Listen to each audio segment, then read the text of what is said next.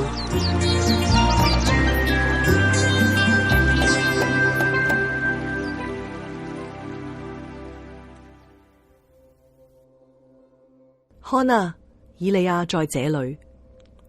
列王記上18章7至19節。俄巴底在路上時，看啊，以利亞遇見他。俄巴底認出他來，就臉伏於地說：你是我主以利亞嗎？以利亞對他說：我是。你去告訴你主人說：看啊，以利亞在這裏。俄巴底說：僕人犯了什麼罪？你竟要把我交在亞哈手裏，使他殺我呢？我指着永生的耶和華你的神起誓，無論哪一邦哪一國，我主都派人去找你。若他們說不在這裏，他就叫那邦那國的人起誓說，他們實在找不到你。現在你說，你去告訴你主人說：看啊，以利亞在這裏。恐怕我一離開你，耶和華的靈就把你提到我所不知道的地方去。這樣我去告訴亞哈，他若找不到你，就必殺我。僕人是自幼敬畏耶和華的。耶洗別殺耶和華先知的時候，我把耶和華的100個先知藏了，每50人藏在一個洞裏，拿餅和水供養他們。難道沒有人把我做的這事告訴我主嗎？現在你說，你去告訴你主人說：看啊，以利亞在這裏，他一定會殺我。以利亞說：我指着所侍奉永生的萬軍之耶和華起誓，我今日要讓亞哈見到我。於是俄巴底去迎見亞哈，告訴他這事，亞哈就去見以利亞。亞哈見了以利亞，就說：真的是你嗎？你這是以色列遭殃的人。以利亞說：使以色列遭殃的不是我，而是你和你的父家，因為你們離棄耶和華的誡命，去隨從巴力。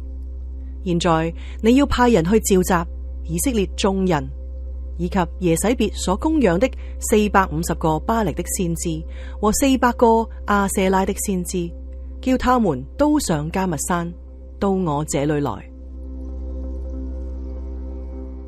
亞哈同埋俄巴底分地巡查，咁就造就咗俄巴底同埋以利亞單獨相遇嘅機會。就第7節去到第16節嘅主角就係以利亞同埋俄巴底。第7節嘅第一句，俄巴底在路上時，就看啊，以利亞遇見他，咁就先交代咗呢兩個人相遇。看啊，其實係從俄巴底嘅視角出發，就係俄巴底赫然佢見到以利亞。然而呢，就係兩個人嘅遇上呢，就唔係好似和合本講呢係巧合啊，而係以利亞呢主動呢要與他相見。嗱，呢個呢就係同佢相見呢，喺第16節就即係話呢一個段落嘅結束呢，其實重複咗2次嘅。一次呢就俄巴底去就與亞哈相見，一次呢就係亞哈去就與以利亞相見，其實都唔係呢偶然或者係巧合噶吓。咁所以一開始呢就係兩個人就相遇啦，咁就一共呢就係有4段說話喺後邊。咁啊，最後呢俄巴底呢就去與亞哈相見。嗱，換言之呢，本段呢就係有首尾呼應嘅結構，開始嘅時候同埋結束都係你話呢與邊個相見啊。俄巴底認出以利亞，就面伏於地，就表達呢佢對以利亞高度嘅尊敬。嗱，俄巴底既然呢已經認出以利亞，就咁樣跟住嗰個問題。佢話你是我主以利亞嗎？嗱，呢句說話嘅意思咧，就唔係要確認以利亞嘅身份，大概嘅意思係咩嘢咧？就係已經3年啦，我嘅主以利亞就真係你媽咁嗬。嗱，俄巴底嘅問呢就帶嚟咗以利亞嘅答呢都係兩個部分。佢先回答俄巴底，我是，或者話呢是我。然後呢佢就吩咐俄巴底，你去就告訴你主人說，看啊，以利亞在這裏。嗱，對於以利亞嘅吩咐，俄巴底呢就講咗一段好長嘅說話，由第9節去到第14節。第一句原文直譯呢就係，我有什麼罪，你竟把你的僕人交在亞哈手裏，使他殺我呢？咁嗱，呢句說話呢就帶出咗兩個重點。第一，以利亞嘅吩咐呢係會令到俄巴底呢喪命嘅，亞哈呢就會殺佢嘅。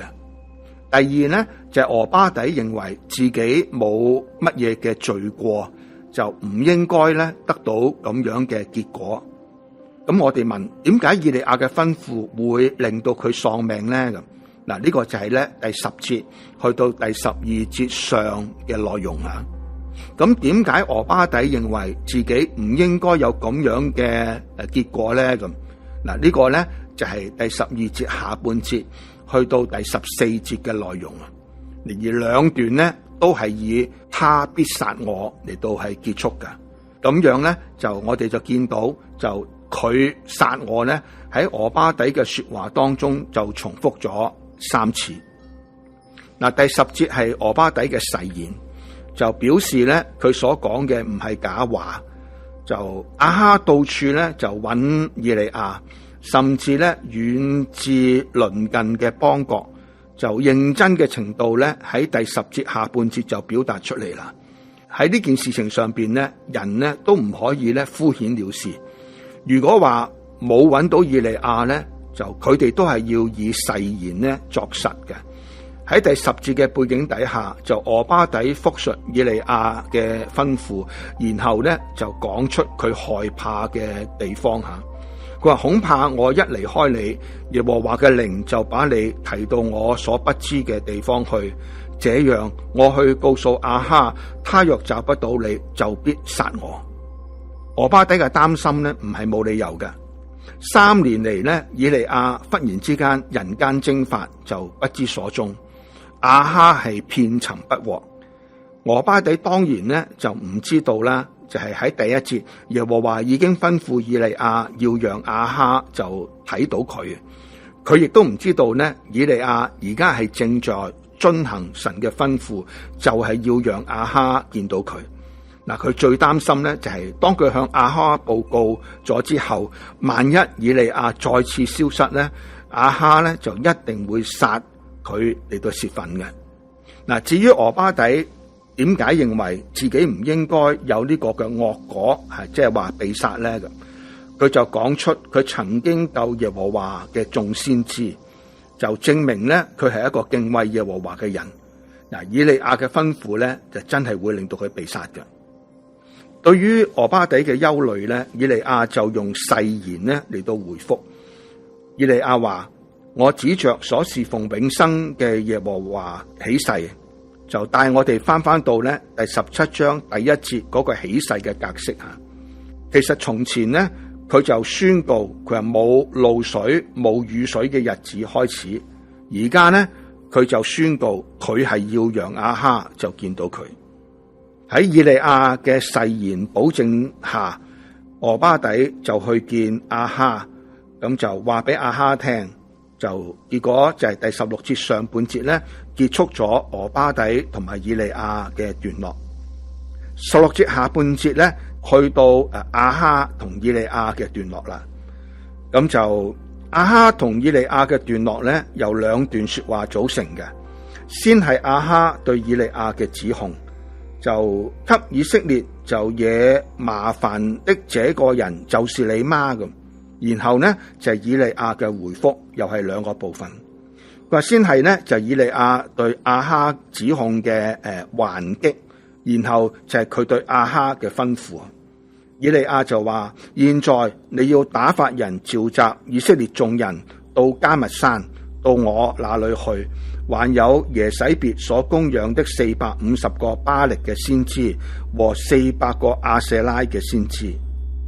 亞哈對以利亞嘅吩咐嘅執行呢，就將故事帶到新嘅階段，就係喺迦密山嘅一幕。呢一幕呢，其實解釋咗點解耶和華親自要降雨在地上之前，就要以利亞先就讓亞哈見到佢。邊個係罪魁禍首？亞哈指控以利亞係為以色列惹麻煩嘅人，以利亞嘅還擊係使到以色列遭殃嘅唔係我，而係你同埋你嘅父家，因為你哋離棄耶和華嘅誡命去隨從巴力。有時候喺指控別人之前，你有冇諗過自己先至係嗰個禍患嘅根源問題嘅所在呢？既然旱災係由拜巴力而起嘅，咁樣喺耶和華降雨之前，先要解決嘅就係對巴力嘅敬拜。真正嘅問題如果唔解決，引申出嚟嘅問題就不能夠解決。